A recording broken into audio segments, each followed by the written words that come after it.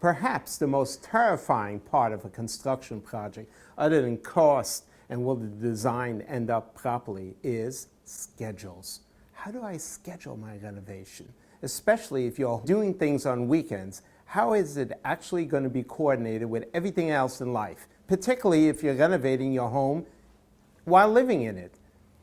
A lot of things to consider. One of them, which I definitely suggest, is that you inventory your equipment and furnishings and cabinetry, and you purchase as much as possible in advance so that when your carpenters are here on site, they can just get the things that they need and do it. One of the easiest ways to make a schedule is to do a bar chart.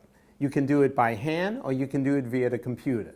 But you have to calculate what are all your metrics going to be, when people are going to be available, when shipments are going to come in. Speak to your contractor, your subcontractor, your carpenters to find out how much time each event is actually going to take them to build. That, coupled with delivery times, understand what your long lead items are. Could be air conditioning, could be a sophisticated piece of marble or cabinetry.